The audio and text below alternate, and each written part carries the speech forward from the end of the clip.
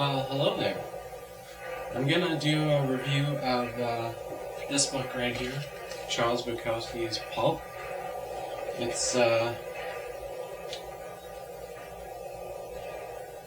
was a pretty good book. I read it in the hospital while I was in the hospital over the winter for 6 weeks, which was not fun, mostly because of the food. Some people like it, some people don't, I don't know. But I'm gonna have a look at some of Charles Bukowski's works. He's got a lot of them. I've read a few of them. Posthumous, 1971. That's apparently not his first book. His first book was in 1969. The days run away like wild horses over the hills. And the thing about Bukowski's books is you can't really tell if they're fiction or real. It's hard to say. Like Women I read, which was published in 1978. So those three books in that year, 75, 77, and 78, I read all three of those books. Not particularly for any reason, but Women was kind of interesting.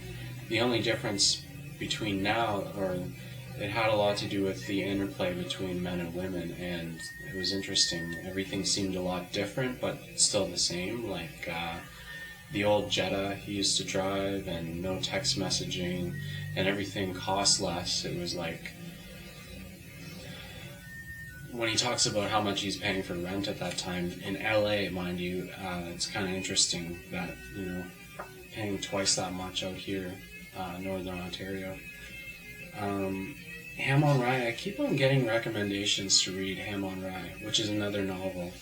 And then this book, Pulp, was published in 1994, which is around the time that Pulp Fiction came out, which is kind of interesting because between the two of them, I guess there was kind of like a pulp or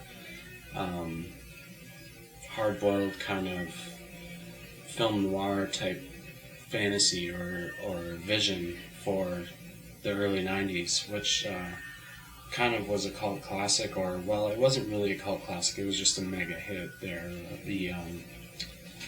What's that guy's name? Quentin Tarantino movie. But I wouldn't say this is exactly the same kind of thing. There is gun usage, but it's not particularly overly violent. It's just kind of dirty, almost toilet humor type of stuff. A lot of older guys talking like something like you would see in like Taxi Driver, or The Irishman is a good example. It's kind of like that a little bit, but probably a little bit dirtier, quite a lot dirtier than The Irishman, actually. And if you haven't seen The Irishman, it's a new series with Robert De Niro and Joe Pesci.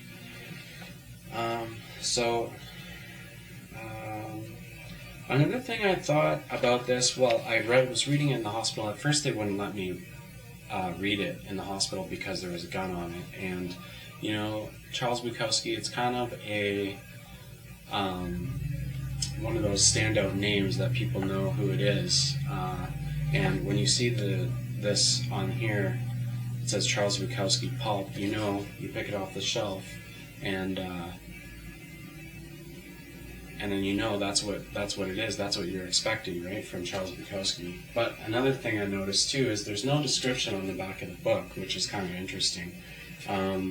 So another reason why you kind of have to know what kind of writing Bukowski does to get the picture. This is printed by Ecco, an imprint of Harper Collins.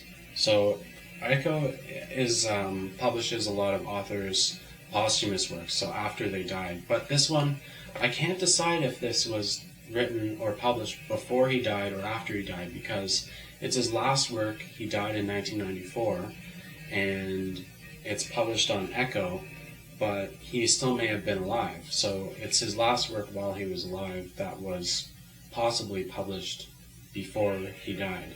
We don't know yet. Or they immediately published one after his death to say that, yo, these Charles Bukowski books are going to live on, because as you see here, after 94, and there's 1, 2, 3, 4, 5, 6, 7, 8, 9, at least 9, and I've read another one that's not on this list, that's a posthumous book. So, which was poetry. It's called The People Look Like Flowers at Last. Or At Last the People Look Like Flowers. I can't remember.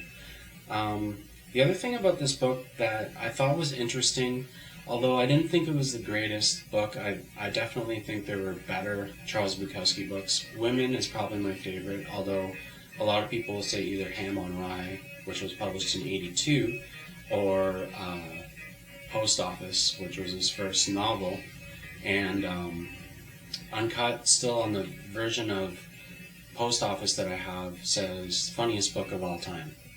I don't know. It was pretty funny. But it wasn't. I don't think it was. Well, maybe for a novel. I've definitely read some magazines that were pretty funny. But anyways, the interesting thing is he kind of goes into this weird sci-fi thing where people kind of appear out of nowhere, and there's this one character in it, a woman who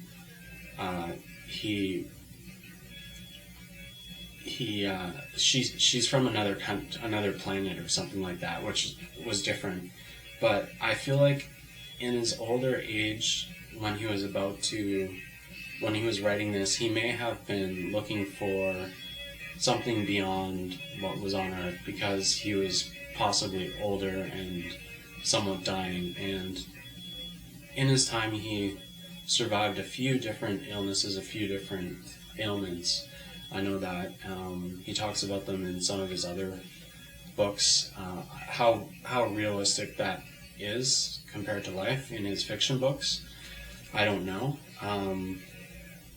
But I feel like he did write fairly accurately to his life, just a lot of the timing was different, I think. Like, some of the stories to me seem like they would have been like years and years, where in the book it appears like it's like day after day after day.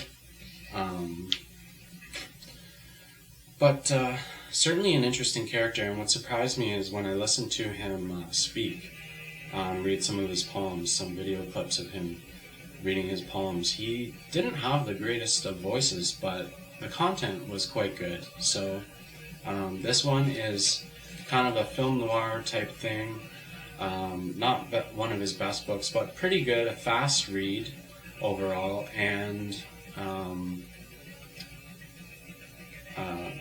sort of a different look. It's like a detective crime story that doesn't really have a story. It's just a shaggy dog story like the rest of Bukowski's novels. But hey, it's on the list of Bukowski books, so check it out if you feel like it.